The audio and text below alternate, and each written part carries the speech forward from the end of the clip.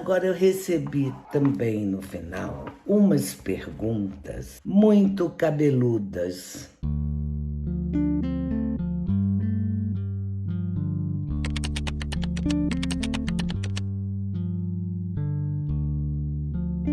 Isso me lembrou meu tempo de escola, quando, na minha época, quando se terminava o ginásio, se escolhia entre clássico ou científico. E eu escolhi o clássico. E nós tínhamos uma professora de história que a gente sabia que a prova ia ser fácil ou difícil, independente do nosso comportamento durante a aula. Ou seja, quando ela reclamava muito, que a gente estava conversando, não estava prestando atenção, a gente já ficava com medo que aí vinha uma prova que realmente a gente não conseguia terminar. Todo mundo tirava nota baixa. Por que eu estou falando isso tudo? Porque são associações feitas com a pergunta da Fernanda Samico. Poderia falar um pouco sobre o traço unário? Posso sim, mas não agora. Porque é necessário um certo conhecimento introdutório para poder se falar do traço unário e não ficar parecendo um discurso que não tem lé com cré, porque a gente não entende absolutamente nada. E até porque o traço unário é constituído numa época que antecede e muito o estádio do espelho, que é algo que é experimentado e vivido a partir dos 9 meses. O traço unário é algo que se constitui com o bebê logo depois que nasceu, na sua relação com os cuidados maternos. E que eu podia adiantar que o que caracteriza o traço unário é ele não ser nem real, nem imaginário, mas ser simbólico. Mas é muito complexo, Fernanda, você me fez uma pergunta que não é fácil. Eu posso, inclusive, em função da sua pergunta, primeiro, fazer um vídeo que vai pertencer ao meu glossário. Só que o meu glossário agora está se dedicando ao tema do amor. E assim que ficar pronto o último vídeo, eu vou ver o que está faltando, porque depois eu vou abordar, não poderia ter outro recurso, para poder falar melhor e mais disso que se chama amor, que eu não consigo definir, do que um estudo sobre o banquete de Platão, cujo tema, do início ao fim, é o amor. Então, nós vamos ver uma diversidade de amores. E é justamente esse livro que se torna tema de um seminário de Lacan. E Freud, antes de Lacan, mostrou isso há muito tempo. É impossível se pensar na prática de uma análise sem o amor. Porque o que sustenta uma relação analítica é isso que Freud criou e nomeou de amor de transferência. Aqui só tem pergunta cabeluda. Arthur Andrade, discussões de gênero, semblantes na teoria lacaniana. É impossível discutir gênero a partir de Lacan. Para Lacan, até a morte, só existem 2 sexos, homem e mulher, e acabou. Eu não tenho aqui, que eu estou em Teresópolis, o livro. Então eu não me lembro que seminário que ele faz referência a um autor muito importante, que agora me escapa o nome, que foi que, segundo Lacan, ele cita, inclusive, dizendo que ele criou uma série, encontrou uma série enorme de gêneros, né? E ele diz que para ele continua simplesmente havendo 2 gêneros, homem e mulher. E acabou. Agora, Arthur, a teoria do semblante de Lacan Isso dá um curso, ou pelo menos uma live, só sobre esse tema. Aliás, essas perguntas, algumas eu vou inclusive colocá-las como tema da live. Aliás, falando do tema da live, a partir do momento que se criou um tema, eu vou pedir a vocês que façam as perguntas em função do tema naquela semana. A teoria do semblante, eu não sei precisamente em que seminário ela começa em Lacan, mas eu sei que no seminário 18, talvez eu pudesse dizer que é o seminário em que vai se dedicar muito a esse termo semblante. Afinal de contas, o que é o semblante? Aqui só tem pergunta cabeluda, né? Então, o que eu posso dizer que o semblante talvez fosse uma boa questão para se colocar como tema de uma live. Mas de saída, eu quero colocar uma coisa extremamente importante. Não sei por que entenderam que semblante para Lacan é saber fazer semblant. Então, vamos dizer, se eu estou interessada num homem e quero paquerá-lo, que tipo de semblante eu tenho que fazer para agradar aquele homem? Por exemplo, já vi também quando o analista produz algum ato, é que o analista se comportou como semblante.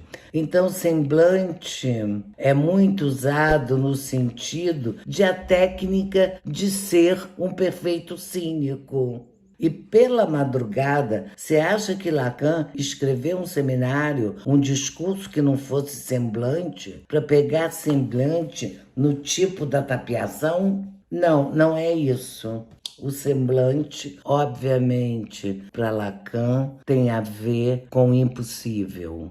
E esse impossível para Lacan tem a ver com o seguinte axioma dele, que segue a obra inteira dele: não há a relação sexual. Não só não há a relação sexual, como não há como se definir o que é a mulher.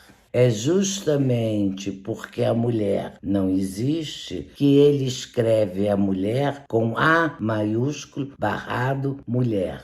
E esse A maiúsculo barrado A mulher está diretamente articulado no ensino do Lacan com o famoso adágio: não há relação sexual.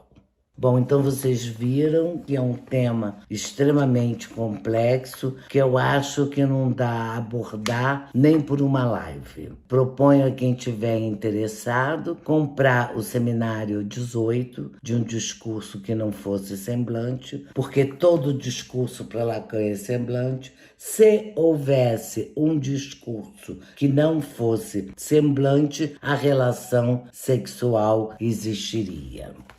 A noção de sujeito em psicanálise, olha, não dá para te responder em uma pergunta, realmente não dá. Mas eu posso te indicar um livro que saiu na coleção da Zahar, que são os livros pequenininhos, que foi escrito por Luciano Elia, O Sujeito, ou O Conceito de Sujeito em Lacan. São os livros pequenininhos que pegam uma série de temas para serem explicados como se fossem uma aula.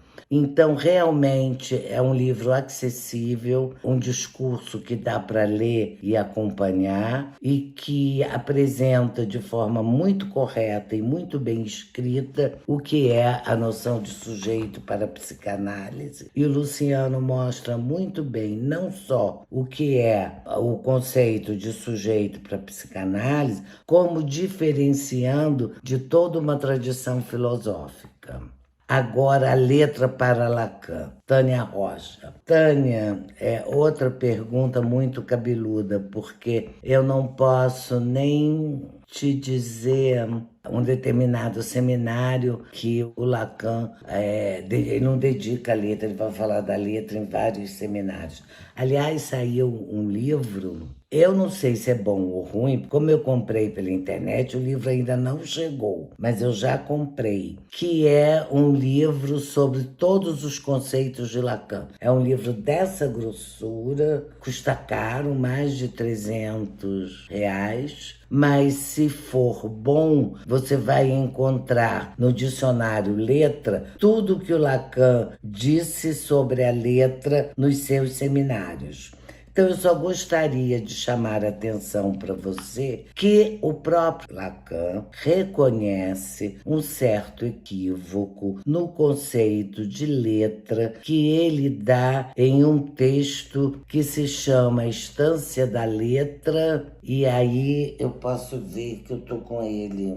Vamos ver aqui.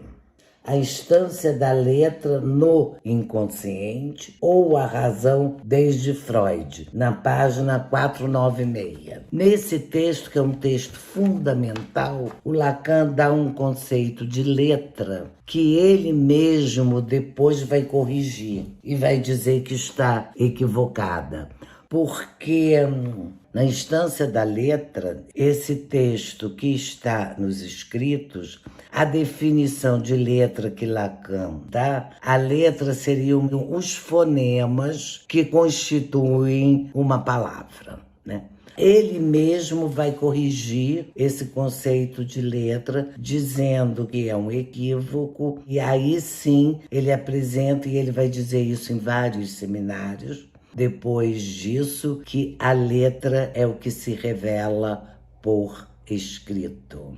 Eu fiz letra, então obviamente que eu tenho uma formação linguística de Saussure e Jacobson, que eram os que despontavam na época, muito boa na faculdade de letras que eu fiz na UERJ. E quando Lacan vem dizer que letra é o que se revela por escrito, letra é aquilo que se escreve. E Saussure vai falar da letra, olha que interessante, como se fosse uma espécie de fotografia de um som. Por isso que Lacan vai dizer que letra, o que se revela por escrito, é assim, que você, quando fala, a palavra tem um sentido. Quando você vai olhar o escrito, tem um sentido inteiramente diferente. E aí você acha engraçado. Deixa eu ver se eu me lembro de um exemplo.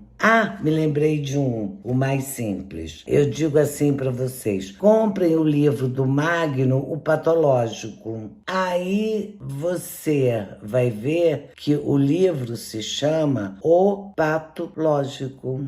O sentido de O Patológico só se revela por escrito, porque ao nível da fala é o patológico.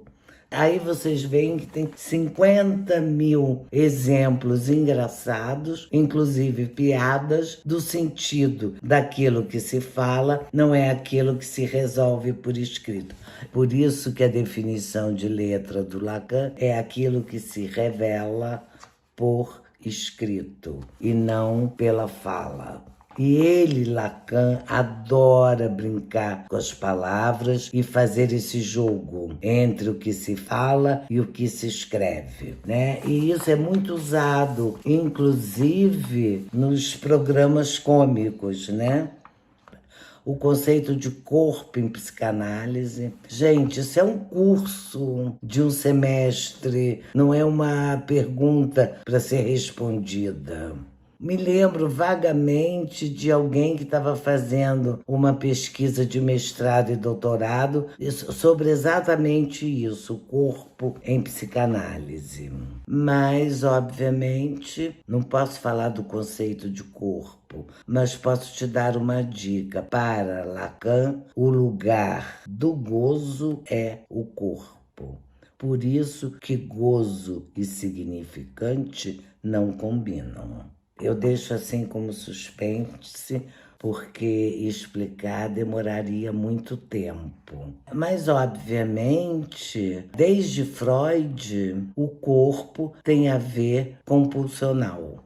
É o que eu posso te dizer assim, porque o corpo em psicanálise dá um curso de um semestre, né?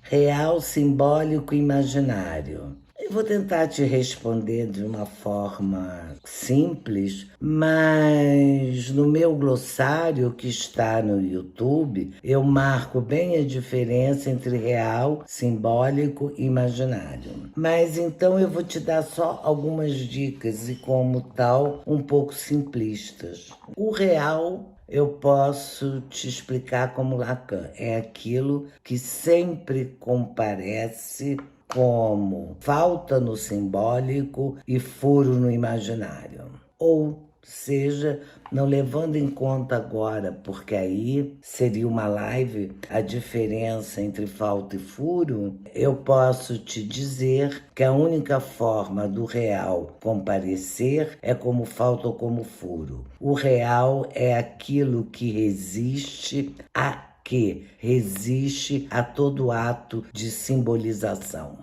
Real é o que há, mas um haver impossível de se dar conta. Porque o real é aquilo que resiste a toda tentativa de simbolização. E essa resistência à simbolização do real faz com que ele compareça no discurso como falta ou como furo. O simbólico é tudo que diz respeito à estrutura do significante. E o imaginário que coloca em cena a imagem. O que é o significante do nome do Pai?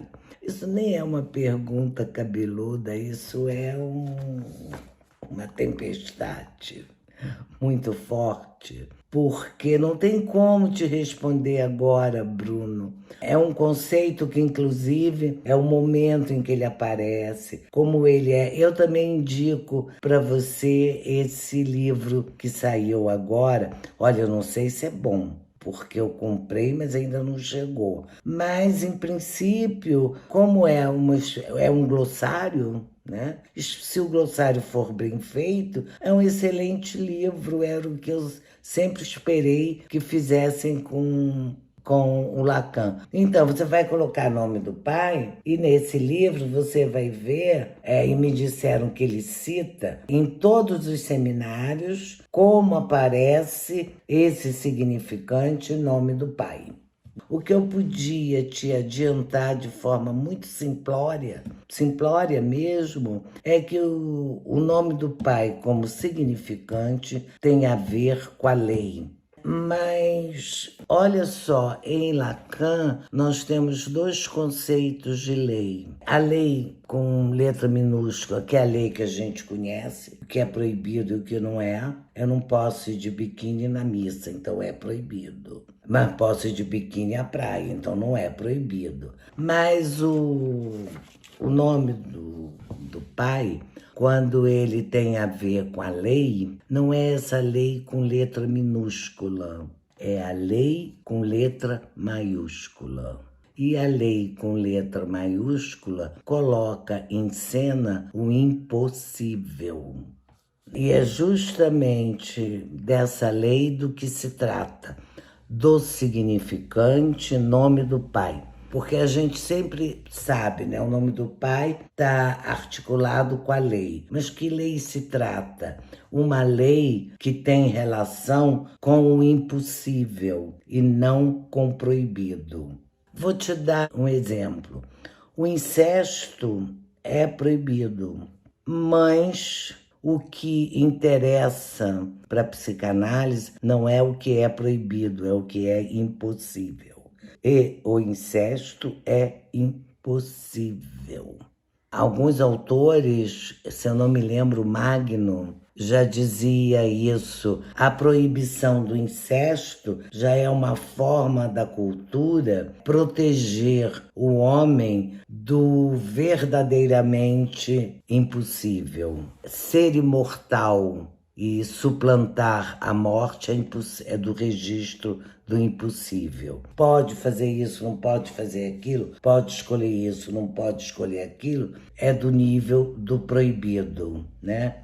Eu acho que é o Magno, mas se não for, eu gosto sempre de dar as referências, mas nem sempre a memória comparece. Então, olha só, a cultura, repetindo o que eu tinha dito, protege o ser humano do incesto. Por quê? Porque ele, ao transformar o incesto em proibido, a cultura protege o ser falante do impossível. Uma coisa extremamente importante, inclusive para o próprio Lacan, porque vocês sabem que Lacan, nos seus primeiros seminários, nos textos que estão nos escritos, ele sempre se refere a Jacobson e a Claude Lévi-Strauss. Em vários momentos ele fala da importância do trabalho da descoberta do Lévi-Strauss sobre os seus textos que têm como tema o incesto.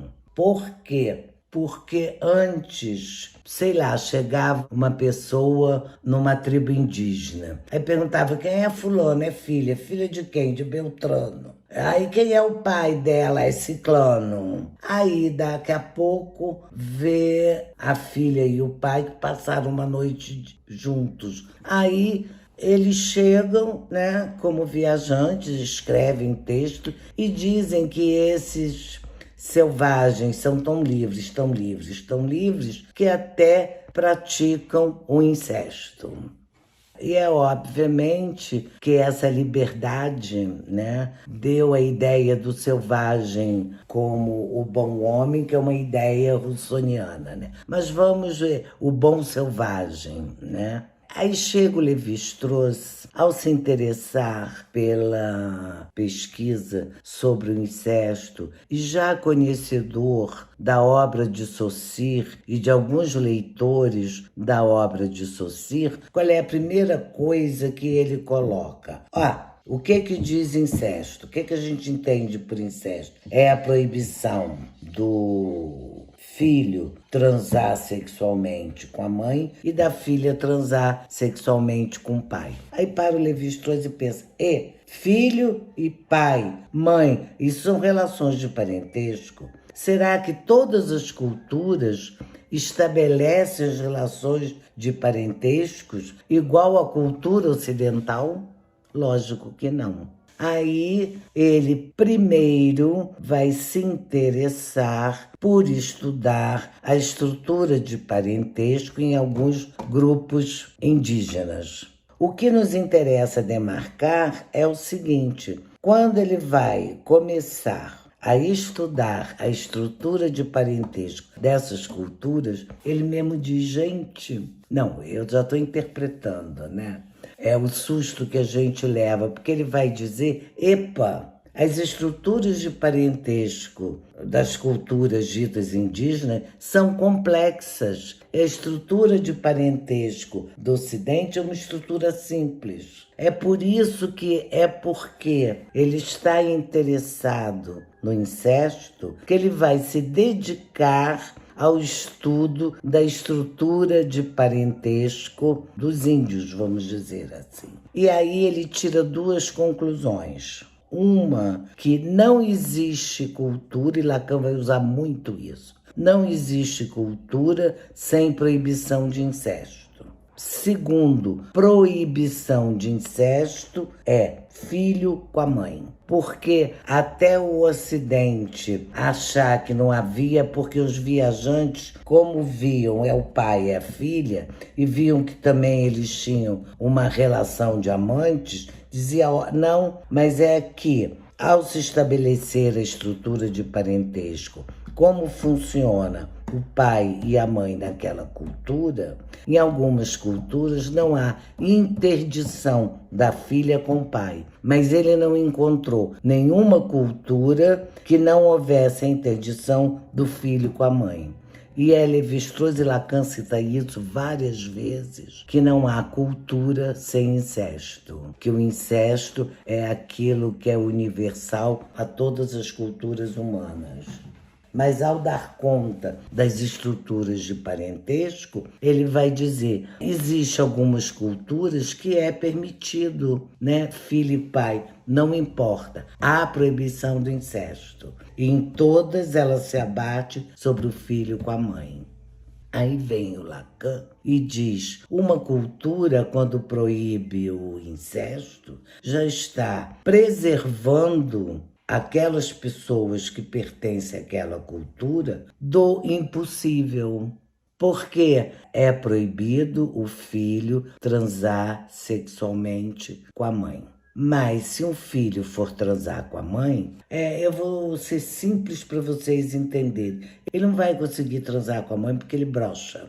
Com a mãe é impossível. Agora, se ele realmente transa com a mãe e não brocha, porque ele não transou com a mãe.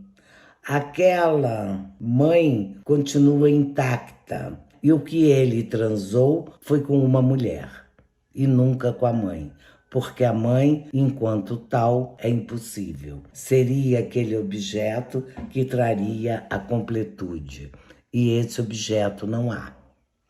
O que não implica em que toda cultura ocidental, quando haja casos de relação do filho com a mãe, se torna uma grande questão. E geralmente, vamos dizer assim, problemas psicológicos muito grandes nesse filho que vive na cultura ocidental. Mas isso é outra questão.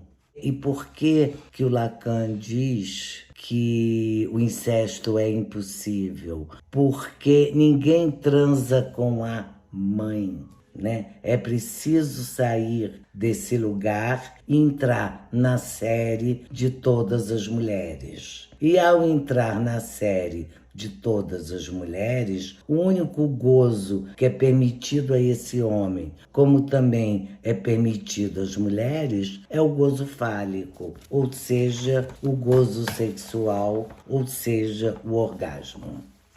Algumas perguntas aqui eu acho interessante até se fazer uma live. E eu estou pensando aqui em vocês que seria até bom que o tema fosse dado com uma certa antecedência, para vocês se interessarem, lerem alguma coisa, saberem o que vocês já sabem sobre o assunto e etc. E como eu já disse a vocês, muitas dessas questões levantadas estão no meu... Porque tem vários vídeos, cursos, conferências, por isso que eu estou dizendo, é num conjunto de vídeos que estão todos interligados e ligados ao tema principal que eu dei de glossário. Tá bom? Espero ter respondido as perguntas de vocês. Realmente na live não dei tempo e até o nosso próximo encontro. Tchau, tchau.